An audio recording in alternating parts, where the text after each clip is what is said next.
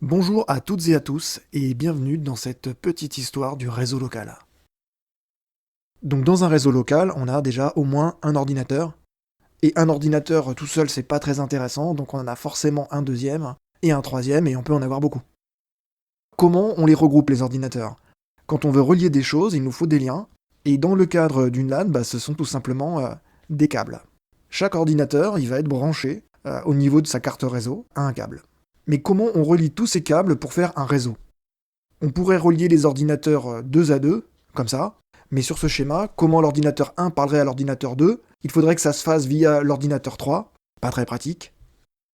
Et si on relie directement l'ordinateur 1 et l'ordinateur 2, là on crée un cycle et on imagine que ça peut poser des problèmes, parce que si l'ordinateur 1 veut envoyer un message à l'ordinateur 2, il a deux chemins possibles.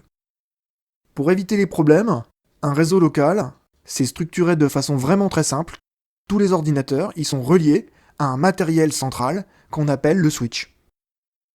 Le switch, à la maison, il est dans la box internet. Donc chaque PC est branché à une prise du switch. Nos PC, ils sont reliés entre eux, et ça va leur permettre de communiquer. Alors on va voir ce qui se passe quand on envoie un message entre deux ordinateurs sur un réseau local. Ça se passe un peu comme quand on envoie une lettre à la poste, mais c'est pas totalement pareil non plus. Quand on envoie une lettre à quelqu'un, il faut connaître le nom de cette personne, et ce nom, au niveau réseau, c'est l'adresse IP. Alors, histoire de compliquer les choses, l'adresse IP, c'est pas vraiment un nom, c'est aussi, et surtout, une adresse logique. C'est l'adresse au niveau Internet. Les IP, ça va nous permettre d'envoyer un message de la part d'un PC à un autre PC. Alors voyons voir ce qui se passe quand on envoie un message du PC1 au PC3. Le message, on peut le représenter un peu comme une lettre. Donc sur le devant, on va avoir le destinataire, et il sera représenté par son adresse IP. Donc là j'ai indiqué 192.198.0.101. Sur le dos de la lettre, on pourra mettre l'adresse de l'expéditeur, dans mon cas, le 192.198.0.105. On a donc un message qui est prêt à partir sur le réseau. Alors prêt, pas vraiment, parce que quand on envoie un message, c'est bien d'indiquer le nom, mais on a surtout besoin d'une adresse. Une adresse bien physique, comme 15 rue de Vaugirard par exemple. Sur un réseau local, l'adresse, c'est pas l'IP. L'IP, c'est pour l'Internet. L'adresse, c'est l'adresse MAC. Mes PC, ils ont tous une adresse MAC. Alors, pour que ma lettre puisse être envoyée, j'indique sur le recto l'IP du destinataire et son adresse MAC.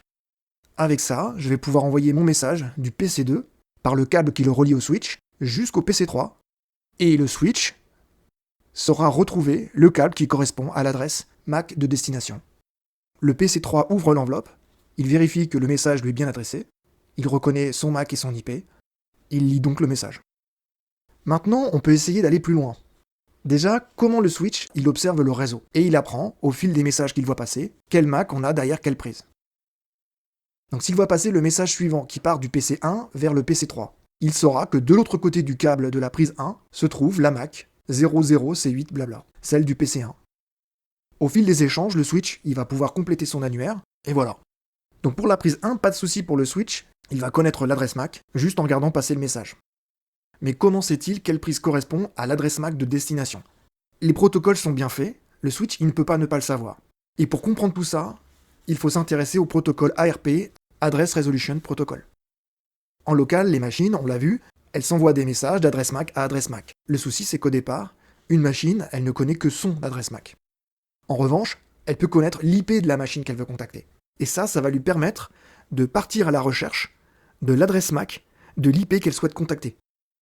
Et comment il va faire?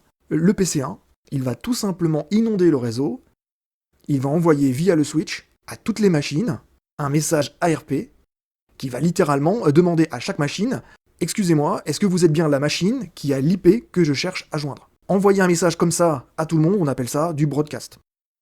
Donc c'est bien une astuce, le PC1, il va préparer un message spécial, que je vous mets là, à destination de toutes les machines. Dans son message, il dit « Je suis l'IP 192.198.0.105, j'habite à la MAC 00C8, etc.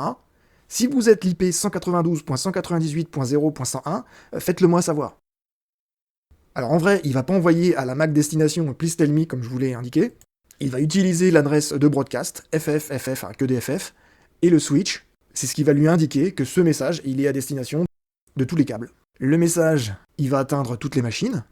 Si dans mon exemple, le PC1 cherche à joindre le PC3, Quand le PC2, il va comprendre que le PC1 cherche plutôt à joindre le PC3, il va mettre le message à la poubelle. Alors que le PC3, lui, il va comprendre qu'il est concerné par la demande de PC1.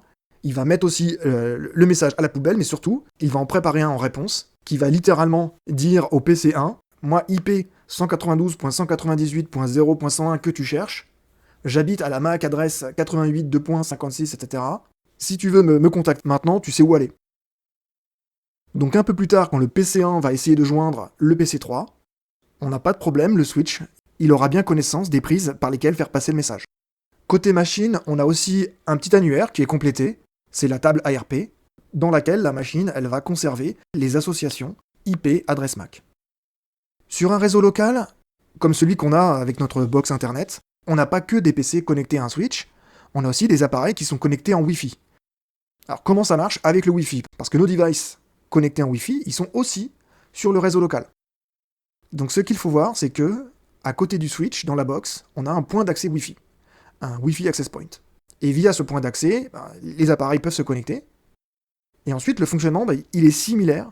L'envoi de messages, il passe plus par un câble, mais il passe par les ondes. Donc on a des trames réseau qui vont être différentes. Sur câble, on a des trames Ethernet, mais sur Wi-Fi, on va avoir des trames 802.11. Mais ça reste le même principe, c'est que la trame s'adapte au type de liaison. On peut voir le point d'accès comme une prise supplémentaire sur le switch et sur laquelle on peut connecter plusieurs devices Wi-Fi. Ensuite, le point d'accès Wi-Fi et le switch, ils vont être reliés ensemble, ils vont travailler ensemble. Si on fait un broadcast ARP, donc le mécanisme qu'on a vu là, qui va aller chercher une adresse MAC en inondant le réseau, en envoyant à chaque PC une demande pour se signaler s'ils ont la bonne IP, là on va avoir un double broadcast. Donc l'appareil Wi-Fi qui veut trouver une adresse MAC, il va d'abord la demander en broadcast à son point d'accès, qui va la transmettre au switch, puis le message il va passer dans tous les câbles, en filaire, puis après ça revient au niveau du point d'accès, qui lui-même va faire la même chose que le switch, mais avec les devices qui sont connectés sur le Wi-Fi. Si l'adresse MAC, c'est celle d'un device connecté en Wi-Fi, c'est lui qui répondra. Dans cette vidéo, on est resté au niveau de la couche numéro 2 de liaison du modèle OSI, celle où on utilise les adresses MAC. On a un peu débordé de la couche 2 en parlant d'ARP, parce que ARP ça parle d'IP, et c'est pour ça que souvent on parle d'ARP comme du niveau 2,5. On a parlé d'ARP donc de broadcast, puis si on a parlé de broadcast, on imaginera sans problème ce que peut être l'unicast. On a même parlé de points d'accès Wi-Fi. On aurait pu aussi aller plus loin et parler de VLAN.